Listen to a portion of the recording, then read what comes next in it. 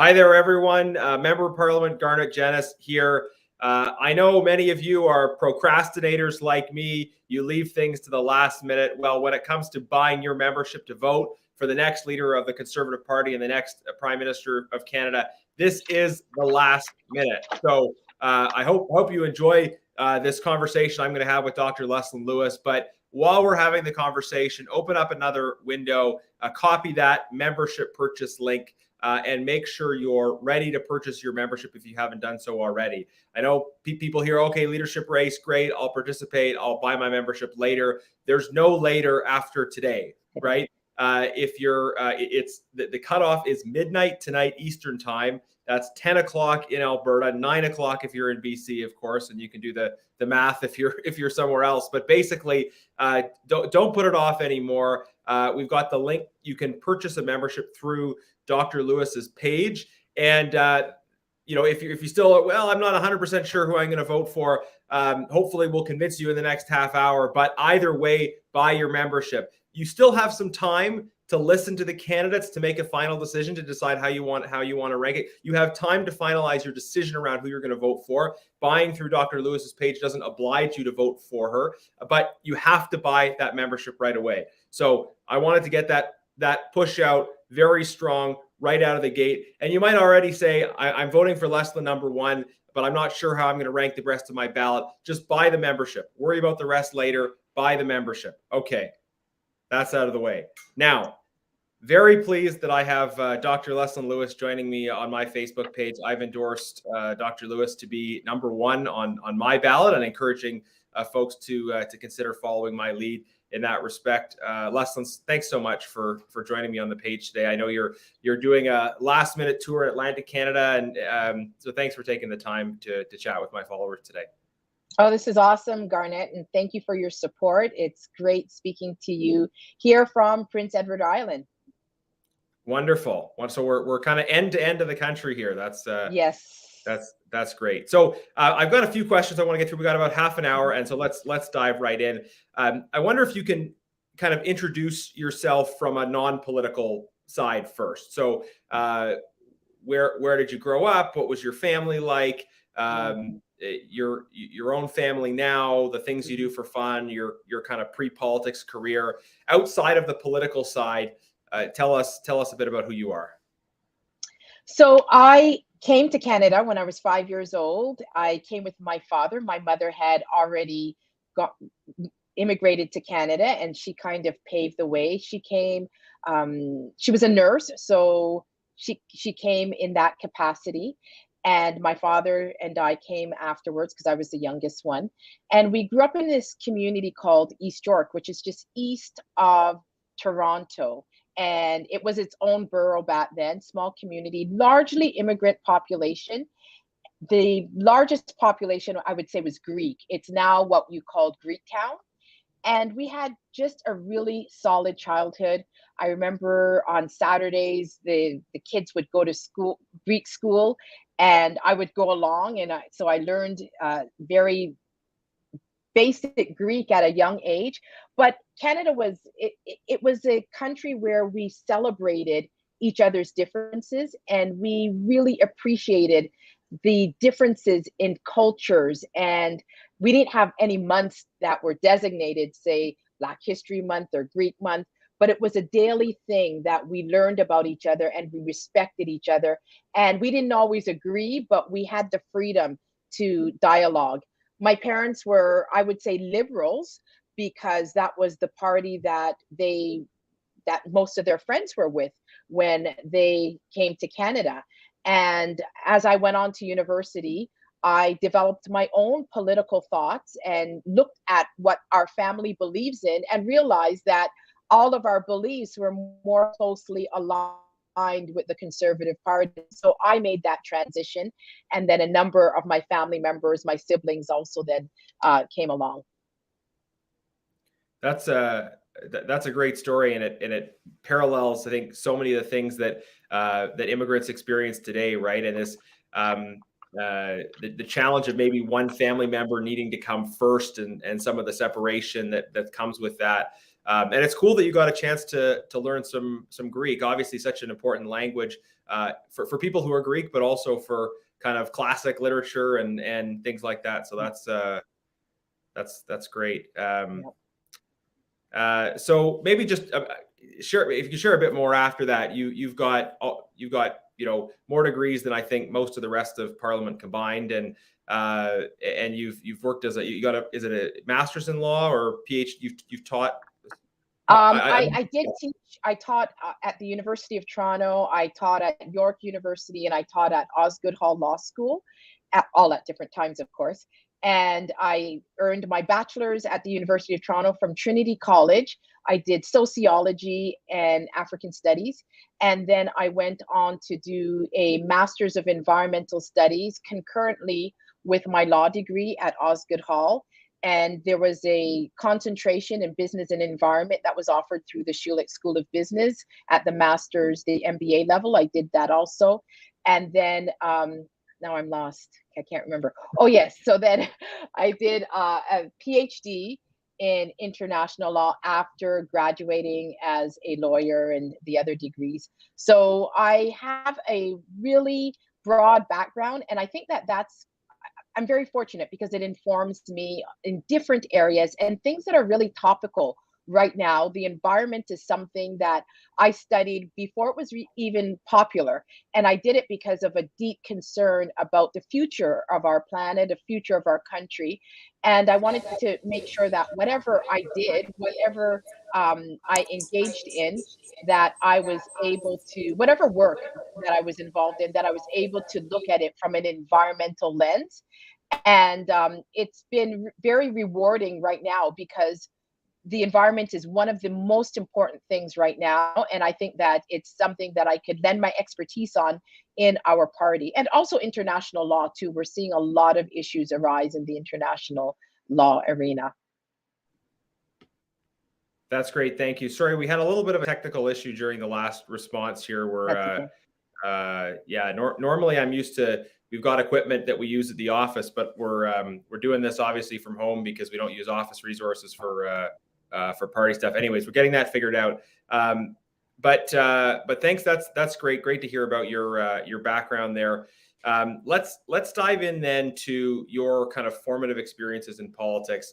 You first had your name on a ballot in 2015, and sort of some unusual circumstances from what I recall, a candidate had to drop out in the middle of the election. Tell us a bit about just how you ended up becoming a candidate in the 2015 election. Was it something that had been on your radar before at all, or did someone just call you up and say, "Hey, first week of the campaign, we really need a favor. Can you pinch in and do this?" Well, I was involved in the party before, but really behind the scenes at the grassroots level. I was living in Markham Stouffville. My representative was Paul Calandra. So I was active on his EDA. At one point, I was one of the larger fundraisers in the riding.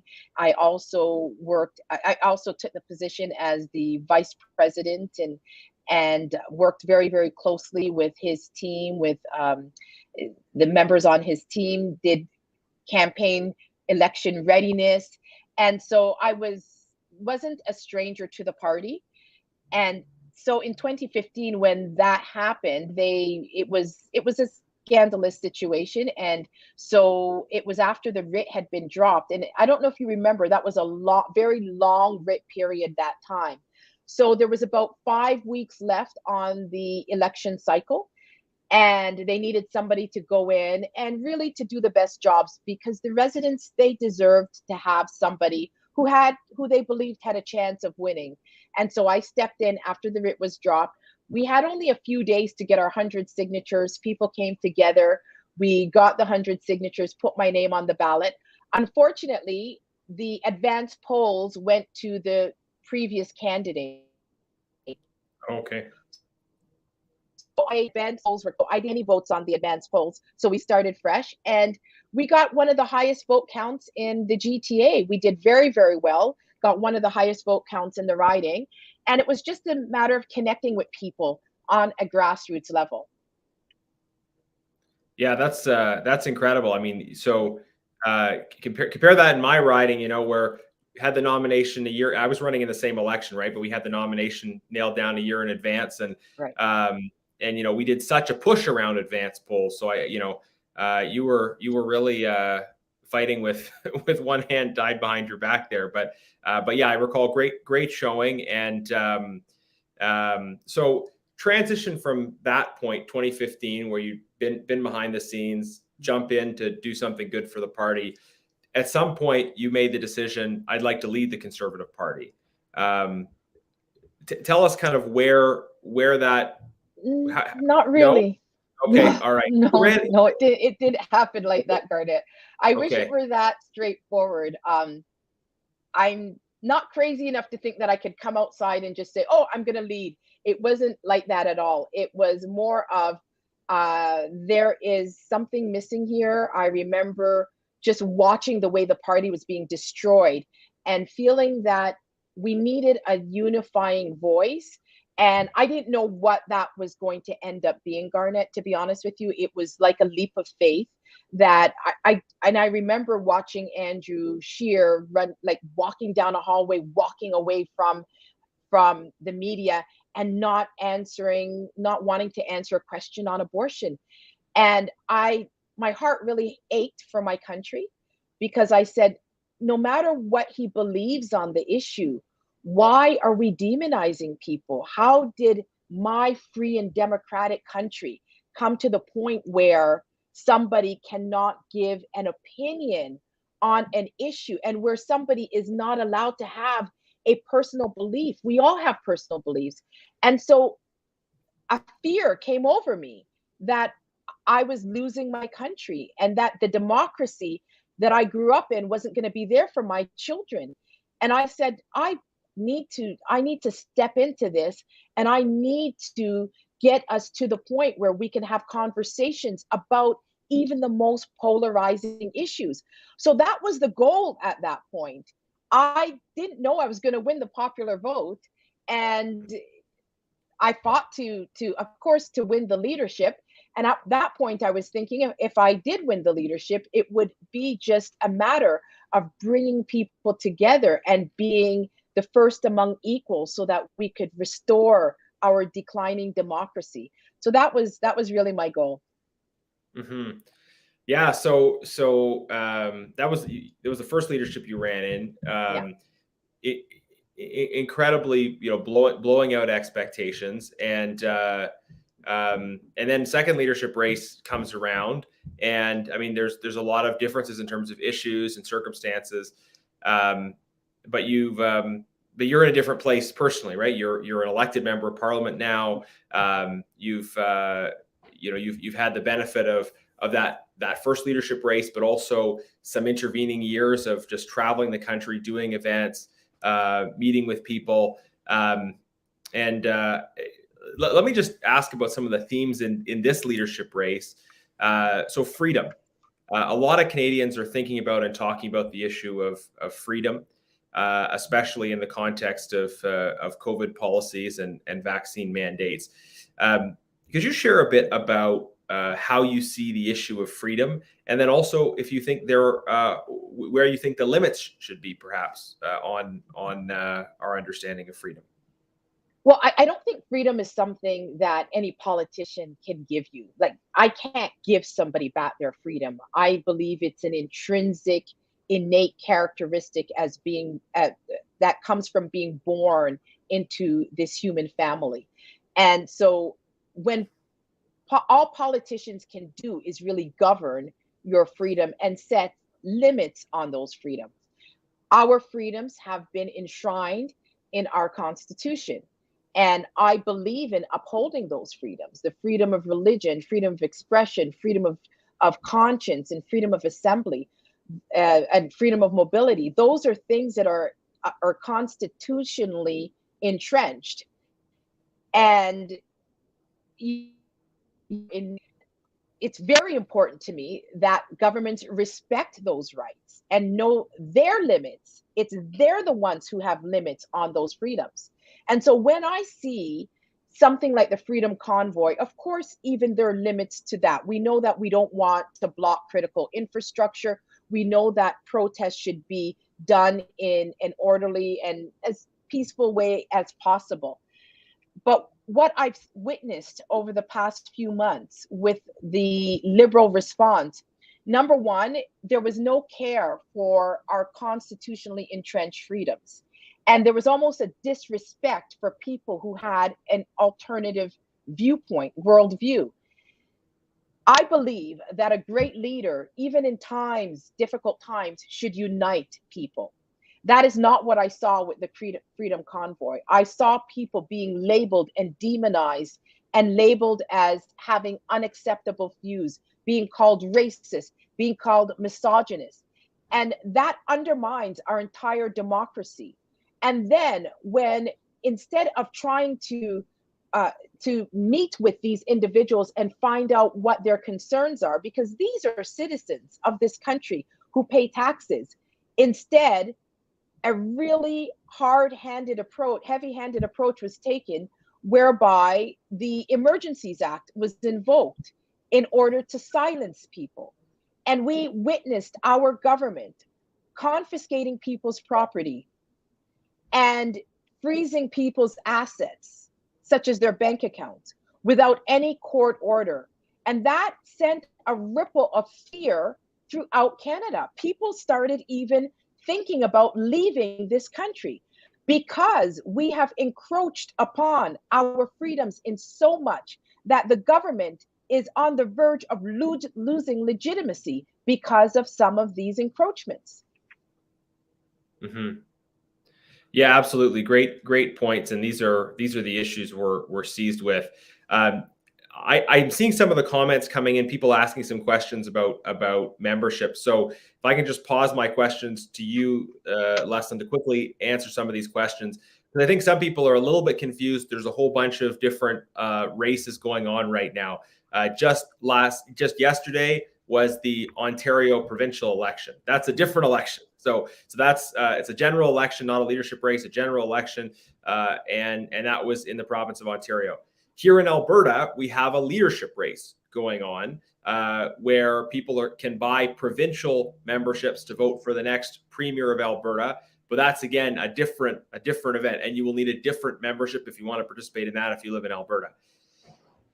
The conversation we're having here is about the National Conservative Party of Canada leadership race. This is to elect the person who will become immediately the leader of the official opposition, and hopefully shortly after that become the prime minister. So that vote is available to anyone anywhere in Canada, and you actually don't even have to be a citizen. You can also vote if you're a permanent resident of Canada. So you can go again to Dr. Lewis's website, buy a membership, and we have that scroll bar at the bottom underneath here that you can see with membership information. And you can also just click on the link in the description of this video. So if you're just joining us, please take the time right away. Make sure you buy a membership. Today is the last day. No more opportunity for procrastinating. It's now or never. Today is the last day. So Leslyn, we've talked about freedom. You've mentioned a few times the state of our democracy, democratic decline, and it seems to me from just describing getting into the race, you've got a lot of concerns about the state of our democracy, about the state of public discourse, how people demonize each other, but also I would maybe connect to that the declining effectiveness of our institutions, the fact that we see all these unanimous consent motions trying to skip over the normal legislative process. We have we've got this motion 11, which changes all the rules around. So I really share your concern about the state of democracy in Canada, about democratic decline and how that's and where that may lead us. I wonder if you want to just dig more into that and tell us kind of what what are the current issues that are motivating your concern about this issue of democratic decline? Yeah, I think that when the voters elect us, they elect us to represent them also as legislators. And when we engage in unanimous consent, oftentimes what we're doing is we're circumventing that entire process of going through committees, etc. And that does not guarantee that a good law is being passed. My belief is, even if it is my piece of legislation, if it's my bill that I'm putting forward, that bill should receive scrutiny to the point where at the end, we know that we have put forth the best bill. I'm not confident that we've always done that. And that, I believe, is a shortcoming. It's very important that people have trust in our institutions. And the way our institutions are structured, we have a separation of powers where we have different separations that we don't influence. Our media is now acting like an arm of the Liberal government. It's very important that we have an independent media, which I don't believe we have in this country anymore. I believe that legacy media has been really acting like a political arm of the Liberal government. Mm-hmm. Just watching our time here, we've probably got about 5 minutes left, and I know you've got some memberships to sell as we wrap up here. I did want to ask you about some of the debates around racism in Canada. The terrible murder of George Floyd happened in the middle of the last Conservative leadership race, and this spawned a lot of discussion about issues of racism. And at the time, I think Conservatives were very impressed by your thoughtful response, which was to encourage all of us to work together to fight issues of racism, and also to recognize that some on the left have used this moment to push political positions that are counterproductive. For instance, right now we see how the Liberals are pushing C5, which is a bill to shorten sentences, and they're claiming that it's about racial justice and about ending racism. There's actually nothing in the bill that deals with that at all. The bill is just about reducing sentences for those who commit crimes.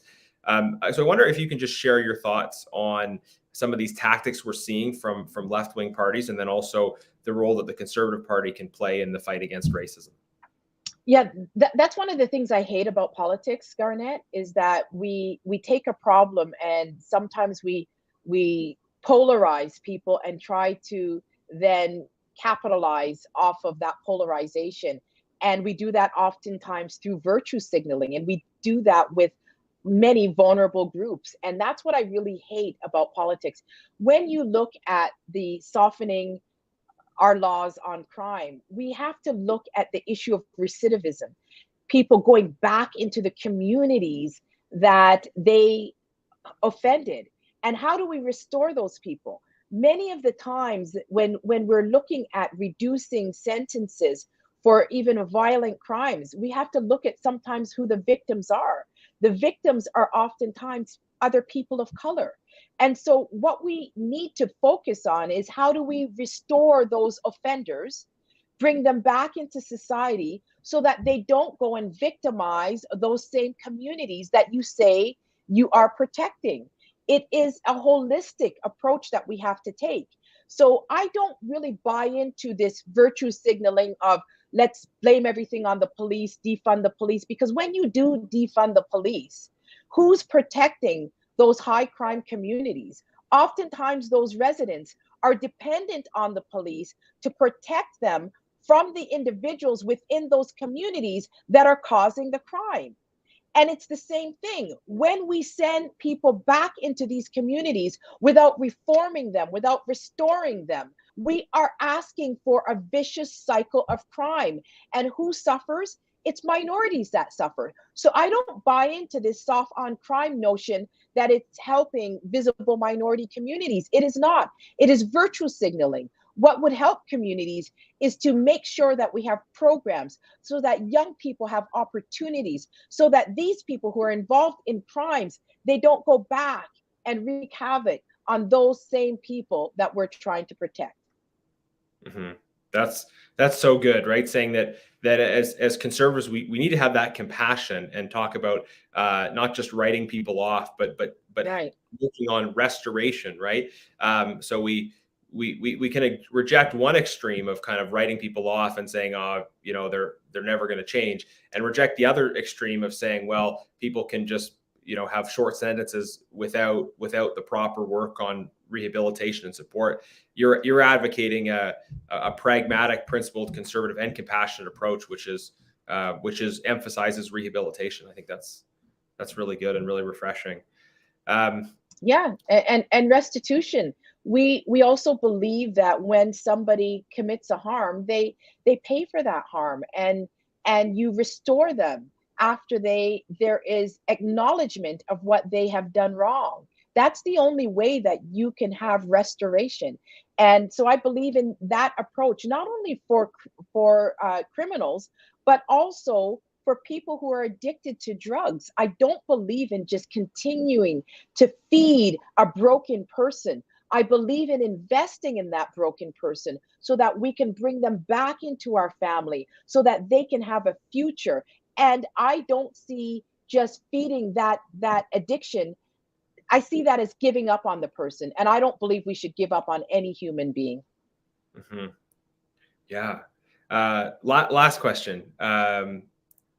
You've got put a real emphasis on listening, on bringing people together, on kind of a tone that says, hey, people can disagree, they can disagree respectfully. And I know, you know, some out there want to paint you as you know, you're as just focused on a certain set of issues. You know, obviously you're a pro-life candidate, and that's a feature, not a bug, as far as I'm concerned. But there's so many people who might not share your view on that issue who are also getting behind you because they Oh yeah. appreciate the tone you're taking and your position on a broad range of other issues.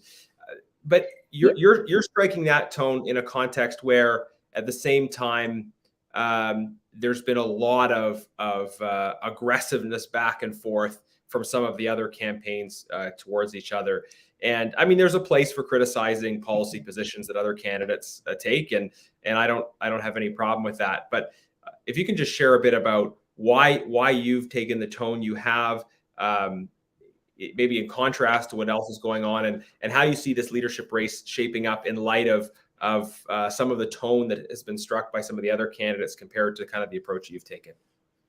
Yeah, I think it's really important, Garnet, that we are able to have conversations again, because I think that is what's really hurting our democracy. So I love when I say in one of my events that I'm pro life, and if there's anybody there who's pro choice, you're welcome. I'd love to have a conversation with you.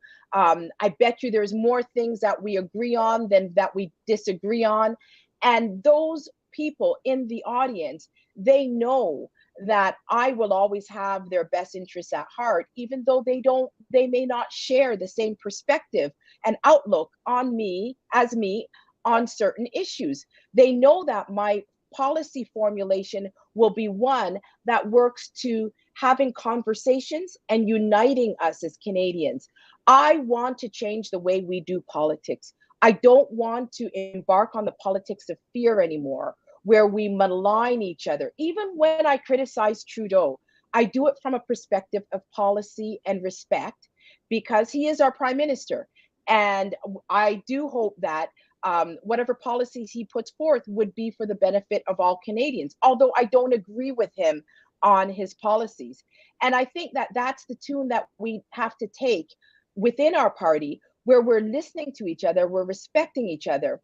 And we also have to do that for the rest of Canadians. We can no longer afford to continue demonizing people, labeling them as conspiracy theorists, shutting down dialogue, because it is affecting our ability to grow and to formulate good policies.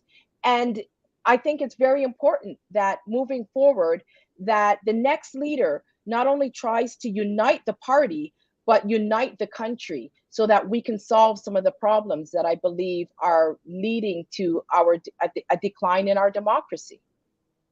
Fantastic. Make politics respectful again. Bring back substantive conversations. Making Parliament work and defending conservative principles.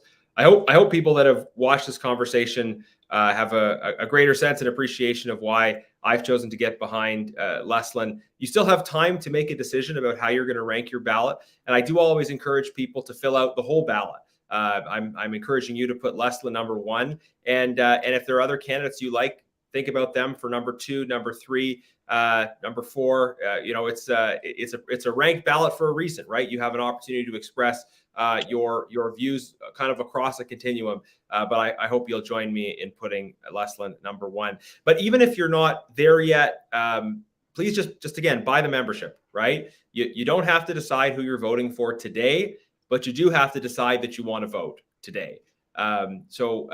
We've got the link in there. You can buy a membership through Leslyn's website. You don't have to vote for a candidate just because you buy a membership through their website either. But it's the link we're sharing with you that allows you to get that membership right away. It's $15, and that gives you an opportunity to choose who the next prime minister is going to be.